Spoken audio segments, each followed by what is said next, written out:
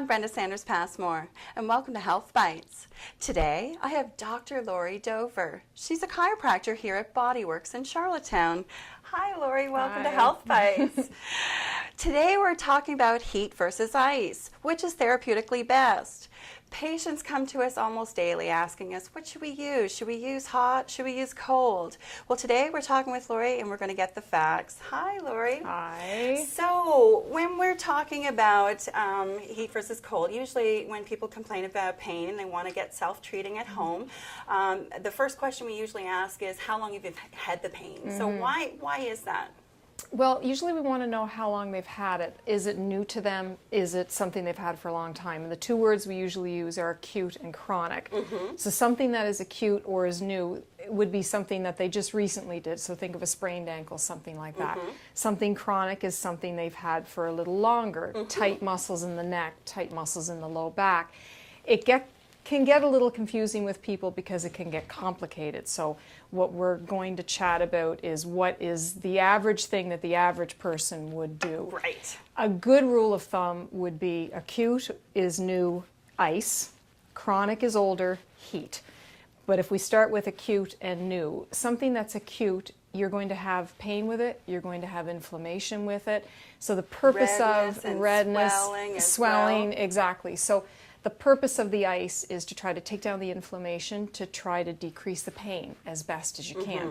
And you can use a gel pack, bag of frozen peas. They mold nicely to the body. Yeah, absolutely. Yeah, exactly. And so typically I'll tell people no more than 20 minutes. 10 to 20 minutes usually works the best. So 10 minutes for more, maybe like the bony areas, like maybe like a shoulder or an elbow. And if you're like maybe you were working on a bigger body area, like a thigh or a buttock, maybe like for 20 minutes. Yeah. That's generally what we recommend. Yeah, and evidence shows that if you go past 20 minutes, you could actually damage the tissue, and the body will try to protect itself and almost force blood back into the area, which totally defeats the purpose of having the ice on there in the first place. So more is not necessarily better. No, not unless you're a professional athlete, right?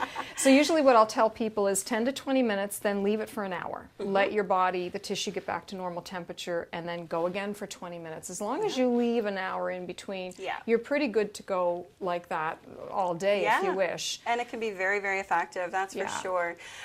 So with chronic conditions, things that have been lingering for a while now, what do we usually recommend for that and why? Typically heat.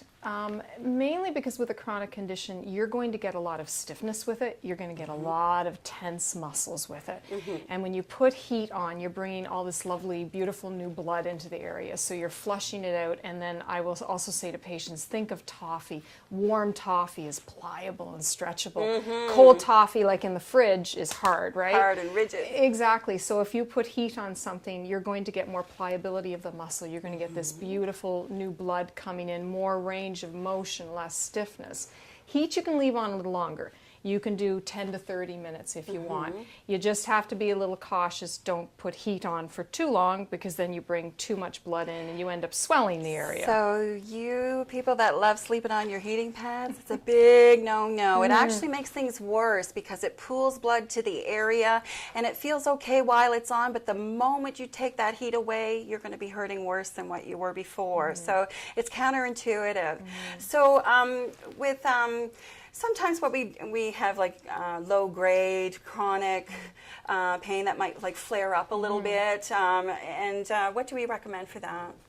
I'll always tell patients, treat your flare up as if it's new, as if it's an acute thing. So I will say it's an acute reoccurrence of your old chronic injury.